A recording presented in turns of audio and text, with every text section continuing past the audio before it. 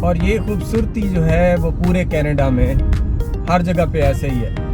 इससे कहीं ज़्यादा खूबसूरती है। ये अभी मैं जिस मौसम में आपको सैर कराने के लिए, आपको ट्रैवल कराने के लिए लेके आया हूँ, इस सीज़न जो है वो फॉल की तरफ जा रहा है, समर की तरफ जो है वो